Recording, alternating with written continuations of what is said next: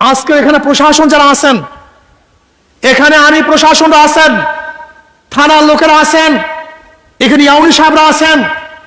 দেখেন, এই ফ্যাসিস্টের বিরুদ্ধে আন্দোলন করেছি, সংগ্রাম করেছি, রাস্তায় জীবনের মায়া ত্যাগ করে নেমেছি। দ্বিতীয় কোনো ডাকাত থেকে সৃষ্টি করার জন্য নয়, কোন চাঁদাবাজকে বাংলাদেশের জায়গা দেওয়ার জন্য নয়, অত্যাচার অবিচার করার জন্য নয়। আমি স্পষ্ট বলবো প্রশাসনকে, আমি শুনতে পেয়েছি এই হিজলার মধ্যে অনেক চাঁদাবাজরা চোরের থেকে গরু চুরি করেছে, চাঁদাবাজি করেছে। আমি এখানে বক্তব্য দিয়ে গেলাম, যদি চাঁদাবাজকে আপনারা অ্যারেস্ট না করেন, তাহলে আমি কিন্তু ঢাকা হিজলার যারা প্রশাসন আছে তাদের বিরুদ্ধে কমপ্লেন করতে আমি বাধ্য হব কিন্তু ইনশাআল্লাহ।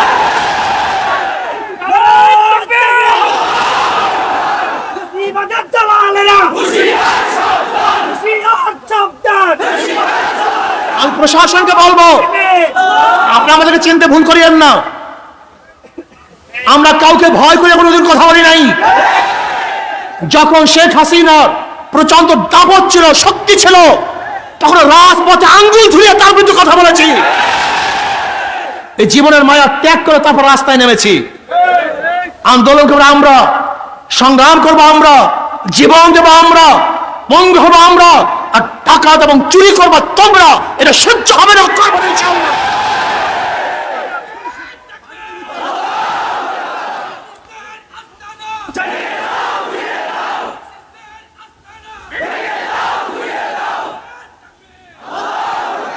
আমি স্পষ্ট বলবো, যদি আপনারা বিচার না করেন, আমাদের কাছে জানা আছে, সাংবাদিকরাও জানে, সাংবাদিকরা চরিত্রহীন হবেন না, কোন দলের সাপোর্ট করবেন না, কোন ব্যক্তির সাপোর্ট করবেন না। এই দেশকে সাপোর্ট করেন, এই মাটিকে সাপোর্ট করেন, জনগণকে সাপোর্ট করেন। আমরা সব চরিত্রহীন হয়ে গেছি। আমরা কালোকে কালো বলি না, আমরা সাদাকে সাদা বলতে পারি না, আমরা রাত্রকে রাত্র বলতে পারি না, আমরা দিনকে দিন বলতে পারি না, আমরা খারাপকে খারাপ বলতে পারি না, আমরা ভালোকে ভালো বলতে পারি না। তুমি মানুষ না, তুমি একটা জানোয়ার। খারাপ তো খারাপই। আমি রাত্রকে রাত্র বলি, দিনকে দিন বলি, সাদাকে সাদা বলি, কালোকে কালো বলি। প্রিয় ভাইরা আমার, 5 তারিখ ছাত্র জনতা ঐক্য হয়ে এদেশের মানুষ বৈষম্য বিরোধী আন্দোলন করেছিল এই জাতিকে রক্ষা করার জন্য, এই জাতিকে মুক্তি দেওয়ার জন্য, সাম্য, মানবিক মর্যাদা, সামাজিক ন্যায় বিচার প্রতিষ্ঠিত করার জন্য এই জনগণ রক্ত দিয়েছে, জীবন দিয়েছে। জনগণ গায়েবী মামলা থেকে বাঁচার জন্য রক্ত দিয়েছিল, জনগণ আয়না ঘর থেকে বাঁচার জন্য রক্ত দিয়েছিল। জনগণ আর ক্ষুধার্ত থাকতে চায় না, জনগণ মিথ্যা মামলার আসামি হতে চায় না, জনগণ আর রক্ত ঝরাতে চায় না। আমাদের মা বোনেরা ধর্ষিত হতে চান না, আমাদের মা বোনেরা চান না তাদের চেহারার মধ্যে এসিড নিক্ষেপ করে দগ্ধ করা হোক।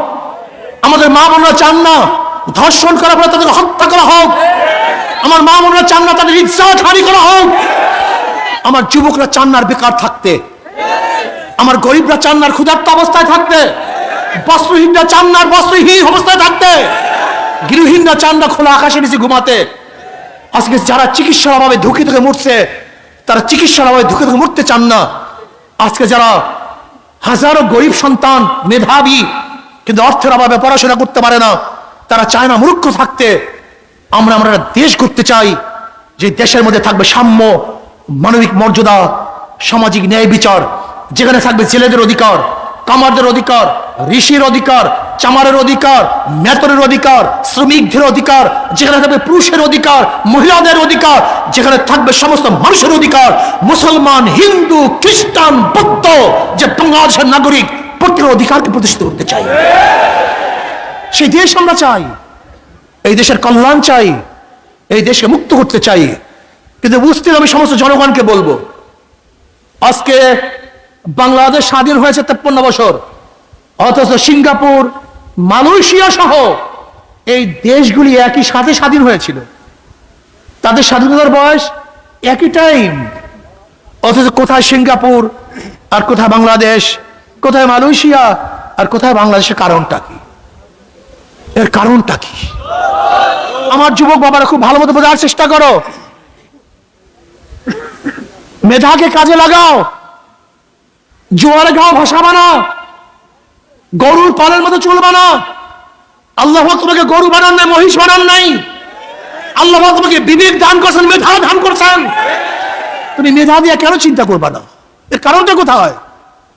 আজকে 53 বছর পর্যন্ত যারা ক্ষমতায় ছিল তারা জনগণের জন্য আইন প্রণয়ন করে নাই। সরকারে কিভাবে টিকে থাকবে, দল বলকে কিভাবে আঙ্গুল ফুলিয়ে কলা গাছ বানাবে এবং বট গাছ বানাবে, তারা সেই প্ল্যান করেছে।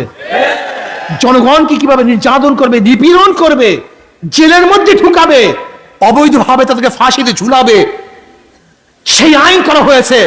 কিন্তু জনগণের মুক্তির কোনো আইন করেনি। দেখবেন যত প্রশাসনকে তারা পদোন্নয়ন করেছে, প্রশাসনকে হাজার জিনিস তারা দিয়েছে, এর কারণটা কোথায়? শুধু সরকারি টিকে থাকার জন্য। জনগণের জন্য বাজেট করে নেই, তার প্রশাসনের জন্য বাজেট করেছে। তার প্রশাসনকে অনেক উন্নয়ন করেছে, উন্নতি করেছে, কিন্তু জনগণকে উন্নতি করে নেই। তুমি দেখেছো কত পদায়ন?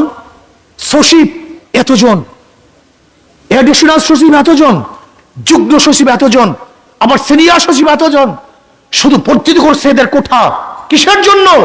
সরকার টিকে থাকার জন্য। কিন্তু জনগণের পেটের অবস্থা কি, বস্ত্রের অবস্থা কি, বাসস্থানের অবস্থা কি, শিক্ষার অবস্থা কি, চিকিৎসার অবস্থা কি? আমি তো চ্যালেঞ্জ দিয়ে বলতে পারবো, আজকে এই হিজলার মধ্যে এমন একটা হসপিটাল নাই, সেই হসপিটালে একজন মানুষ সব চিকিৎসা দিতে পারে, আবার সব পরীক্ষা করতে পারে, এরকম হসপিটাল মনে হয় এই হিজলার মধ্যে নেই। তার মানেটা কি? 53 বছরে হিজলা একটা হসপিটাল হতে পারে নাই? 53 বছরে হিজলায় এমন একটা প্রতিষ্ঠান হতে পারে নাই যে প্রতিষ্ঠানটায় সমস্ত ছাত্র পড়বে, ছাত্রীরা পড়বে আলাদাভাবে, তাদের প্রতিষ্ঠান হবে, বড় বড় ডিগ্রি গ্রহণ করবে, বড় বড় উচ্চ শিক্ষিত হবে। সেই প্রতিষ্ঠান কি হিজলা আছে? কেন 53 বছরে নেই? কারণটা কি? এর কারণটা কোথায়? আজকে আমি তো দেখেছি 53 বছর আগেও যে কৃষকরা কৃষি করছে আজও একই অবস্থা আছে, যে ঠেলাওয়ালা ঠেলা গাড়ি ঠেলছে আজও একই অবস্থা আছে, যে ঋষি চামাররা কাজ করছে একই অবস্থা আছে। যারা ভোট দিয়েছি তাদের ভাগ্যের কোনো পরিবর্তন হয় নাই, কিন্তু যাদেরকে ভোট দিয়েছি ওরা আঙ্গুল ফুলে কলা গাছ নয় বট গাছ হয়েছে। কিন্তু জনগণ ভাইয়েরা আমার, আপনি কি জানেন বাংলাদেশের অবস্থাটা কি? 18,000 কোটি টাকা ঋণী, 18,000 কোটি টাকা। আজকে এখানে যারা আছেন, যারা আজকে জন্মগ্রহণ করবে, বাংলাদেশের প্রত্যেকটা নাগরিক 1.5 লক্ষ টাকা ঋণ নিয়ে তারপর জন্মগ্রহণ করবে। 14 লক্ষ কোটি টাকা বিদেশে পাচার হয়ে গেছে। 14 লক্ষ কোটি টাকা, 98,000 কোটি টাকা ব্যাংক থেকে লুটপাট করা হয়েছে। আপনি জানেন বর্তমান পুঁজিবাদী অর্থনীতির অবস্থাটা কি? বর্তমান পুঁজিবাদী অর্থনীতি হলো গরিবকে গরিব বানাবে আর ধনীকে ধনী বানাবে। বিশ্বাস হয় না? খালি ঠিক কইছেন, বিশ্বাস হয় না আপনাদের? ইমানের খুবই ত্রুটি আপনাদের। যেমন আজকে আপনি যাবেন হিজলা ব্যাংকে, একজন গরিব ম্যানেজার সাহেব আমাকে 5 লক্ষ টাকা ঋণ দেন। ম্যানেজার সাহেব কি বলবে? মর্গেজ আছে? হুজুর আমি তো গরিব মানুষ, কিসের মর্গেজ? মর্গেজ পাবো কোথায়? টাকা তো আপনার জন্য না, যার টাকা আছে ব্যাংক তাকেই টাকা দেয়, যার টাকা নাই ব্যাংক তাকে টাকা দেয় না, লোন দেয় না। তাই ব্যাংক কাকে লোন দিছে? চলে বলেন না কেন? আগের থেকে 5 লক্ষ টাকা আছে, ধনী, একবার ধনী। ব্যাংক তাকে 5 লক্ষ টাকা দিছে, কয়বার ধনী? তার ঋণ মাফ করছে, কয়বার ধনী? তার ইন্টারেস্ট মাফ করছে, কয়বার ধনী? তাই ধনীকে বর্তমান পুঁজিবাদী অর্থনীতি 4 বার ধনী বানায়। আর এই গরিব যারা আছেন না, যাদেরকে সিল দেন আর জিন্দাবাদ জিন্দাবাদ করেন, এই গরিবের পেটের মধ্যে 5টা লাথি। 5 লক্ষ টাকা আগের থেকে নাই 1 লাথি। ব্যাংক তাকে 5 লক্ষ টাকা দেয় নাই 2 লাথি। তার ঋণ মাফ হয় নাই 3 লাথি। তার ইন্টারেস্ট মাফ হয় নাই 4 লাথি। আর যেই বড় লোককে টাকা মাফ করা হয়েছে, ওই টাকা যদি বাংলাদেশ ব্যাংকে থাকতো, বাংলাদেশের নাগরিক হিসাবে তার অংশীয় ওই গরিব ছিল, বড়লোকদেরকে মাফ করার কারণে গরিবের পেটের মধ্যে কয় লাত্তি? আর 1 লাত্তি, মোট 5টা। গরিব 5 বার গরিব হয় আর বড়লোক 4 বার ধনী হয়। এর জন্য বর্তমান পুঁজিবাদী অর্থনীতি ধনীকে ধনী বানায়, গরিবকে। আপনি জানেন গোটা বাংলাদেশের টাকা কাদের কাছে? কয়জনের কাছে? মাত্র 20-25 ফ্যামিলির কাছে। মাত্র 20-25 ফ্যামিলির কাছে গোটা বাংলাদেশের অর্থনীতি, গোটা বাংলাদেশের টাকা মাত্র 5-20-25 ফ্যামিলির কাছে। আজকে যদি বাংলাদেশের 5,000 টাকা, 14 লক্ষ কোটি টাকা আমরা এই গরিবদের মধ্যে বিলি করতে পারতাম, বন্টন করতে পারতাম, আমি বিশ্বাস করি বাংলাদেশে সমস্ত গরিবরা দরিদ্র সীমার উপরে চলে যেত। ও গরিব কপাল পোড়ার গোষ্ঠী, মনে খুব ব্যথা। ইসলাম আসছে গরিবদের জন্য, ইসলামের গোটা অর্থনীতি গরিবদের জন্য। জাকাত কাদের জন্য? ওসর কাদের জন্য? সদকা কাদের জন্য? ফিতরা কাদের জন্য? মানত কাদের জন্য? দান কাদের জন্য? ইসলামের গোটা অর্থনীতি গরিবদের জন্য। অথচ কপাল পরা গরিব ইসলাম পছন্দ করে না, টাকা চোর লুচ্চাপদ বাজকে পছন্দ করে। আল্লাহ পাক কালামে পাকের মধ্যে ফরমান, ইন্নাল্লাহ লা ইগাইরু মা বিকাওমিন হাত্তা ইগাইরু মা বিআনফুসিহিম। মানুষ যতক্ষণ পর্যন্ত নিজের ভাগ্যের পরিবর্তন নিজে না করে ততক্ষণ পর্যন্ত আল্লাহ পাক এই জাতির ভাগ্যের পরিবর্তন করেন না। আমরা নেমেছি রাস্তায়, আল্লাহ পাক আমাদের ভাগ্য পরিবর্তন করে দিয়েছেন। ঠিক আপনারা আপনাদের ভাগ্য পরিবর্তন করার জন্য চেষ্টা করেন। 5 তারিখের পরে যারা লুট করছে, যারা গুম করছে, চাঁদাবাজি করছে, চুরি করছে, ডাকাতি করছে, ওদেরকে আর আমরা ক্ষমতা আসতে দেব না ইনশাআল্লাহ। কি রাজি আছেন ইনশাআল্লাহ? ভাইয়ের আমার,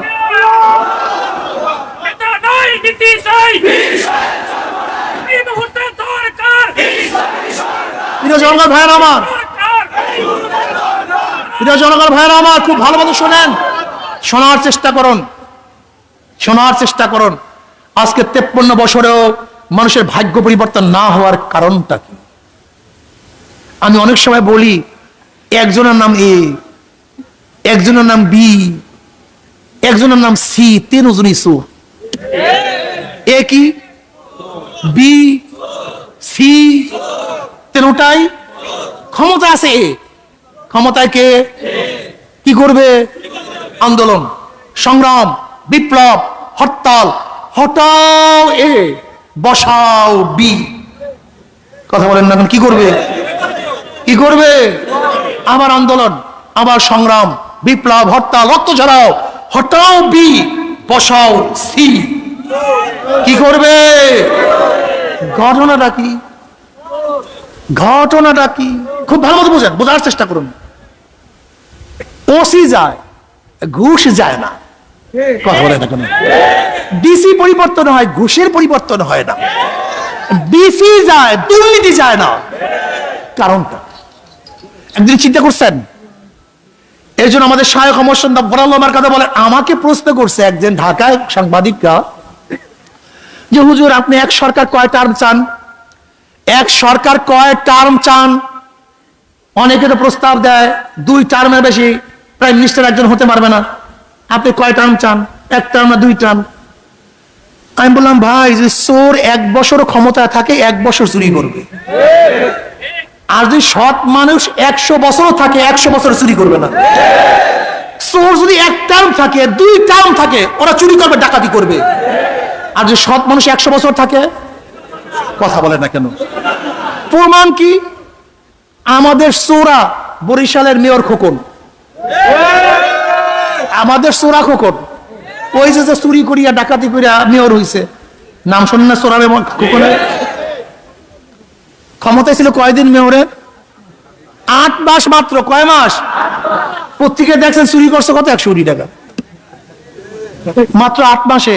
তাও ভালো চোর এখন হইতে পারে নাই, রাস্তাঘাট চেনে নাই, দোকানদার চেনে নাই এখন পর্যন্ত। কথা বল, নতুন তো, নতুন চোর তো পুরাপুরি ঠিক পায় না কোন দরজা দিয়ে কোন জায়গায় চুরি আছে, কোন জায়গায় হাতটা দিলে বেশি পাবো। চোর নতুন, কিন্তু 8 মাসে কত টাকা? যদি 5 বছর থাকতো কয় হাজার কোটি টাকা চুরি করতো। তাহলে 1 টার্ম হোক, 2 টার্ম হোক, 1 দিন হোক, 5 দিন হোক, চোর থাকলে চুরি করবে। আর ন্যায়পরায়ণ সৎ মানুষ 100 বছর থাকলেও সে কোনোদিন চুরি করবে না। আসুন এবার আসুন, বুঝুন, বোঝার চেষ্টা করুন। মাদার গাছ লাগিয়ে আমের আশা করা যায় না, তেঁতুল গাছ লাগিয়ে মিষ্টি ফলের আশা করা যায় না। ডাকাত, চোর, বদমাশ, ধর্ষকদের মাধ্যমে কোনোদিন ধর্ষণ বন্ধ করা যায় না, ডাকাতের মাধ্যমে ডাকাতি বন্ধ করা যায় না, চোরের মাধ্যমে চুরি বন্ধ করা যায় না, সন্ত্রাসের মাধ্যমে সন্ত্রাসী বন্ধ করা যায় না। আসুন, শুধু নেতা নয়, শুধু নেতা নয়, নীতির পরিবর্তন করি, নীতির পরিবর্তন চাই। শুধু নেতা নয়, নীতির পরিবর্তন চাই। পীর সাহেব জন্ম নাই, আগামী নির্বাচনে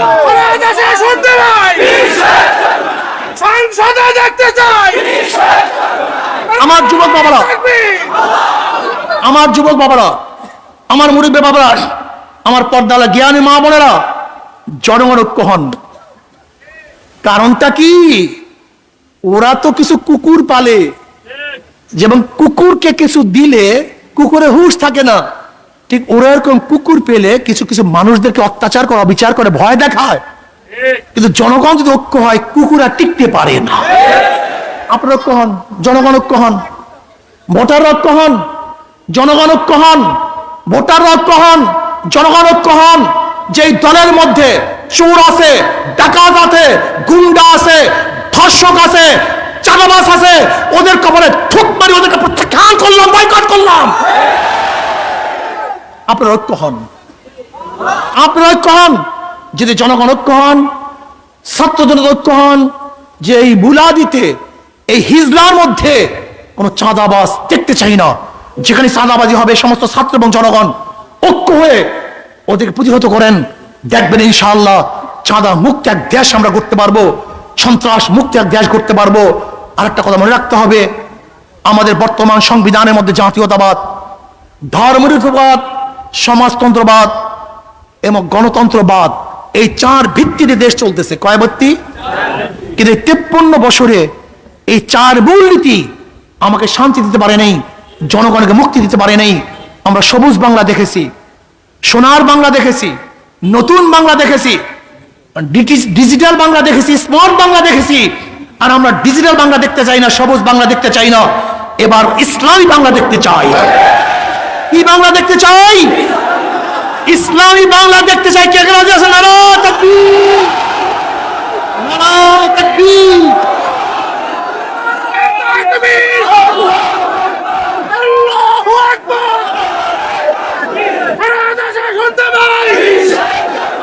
পীর সাহেব ধর্ম নাই, ইসলামী সরকার সংসদে দেখতে চাই। আসুন, আসুন আমার যুবক বাবারা, আমার মুরব্বী বাবারা, আসো ঐক্যবদ্ধ ভাবে ইসলামী বাংলার জন্য আজকের থেকে দাওয়াতি কাজ শুরু করি। ঘরে ঘরে, পাড়ায় পাড়ায়, ব্যক্তি ব্যক্তি, সব জায়গায় হাত পাখার দাওয়াত পৌঁছে দেয়। যারা আজ পর্যন্ত কথা এবং কাজে বিপরীত হয় নাই, ইনশাআল্লাহ ইমানের অবস্থা থাকলে বিপরীত হবে না ইনশাআল্লাহ। ইসলামী আন্দোলন বাংলাদেশ শুরু থেকে আজ পর্যন্ত কোনোদিন কথা এবং কাজে অমিল হয় নাই, হবে না ইনশাআল্লাহ।